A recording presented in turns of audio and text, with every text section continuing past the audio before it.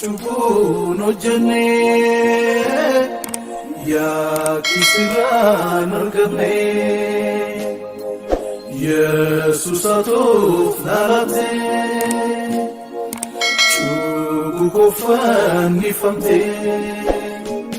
jaalala sargira kan namaa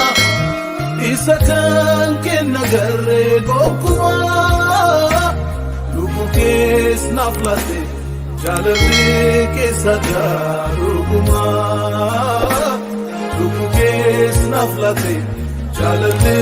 keessa gaarummaa jaalala sargira kan namaa isa kan kenna garee gonkumaa lubbu kees naaf laatte jaalalli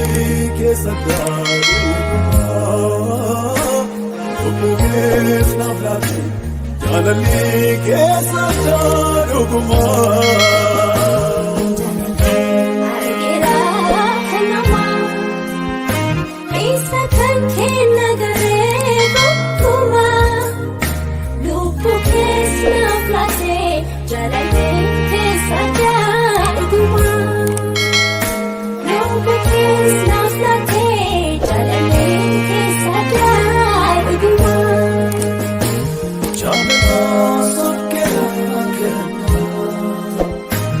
Isakan kena garee gonkumaa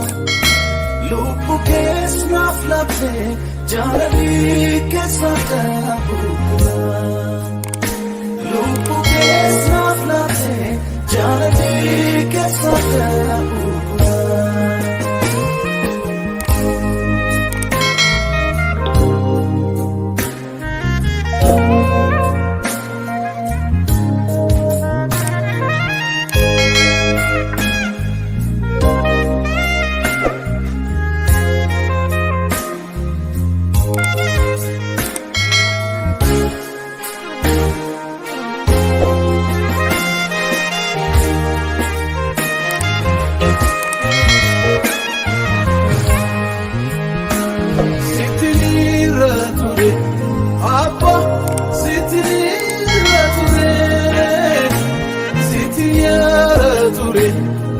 Yesus sitiniara ture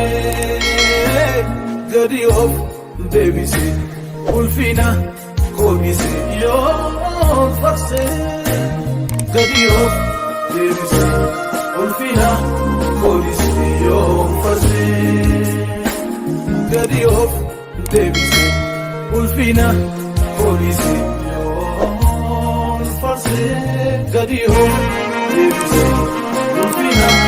kobise yo farse Volufati wadarra kadure Wa'itu bukenyaf kadure Yakadana nama Fanura tolwe nufure Yakadana nama Fanura tolwe nufure Yom forse sitini rature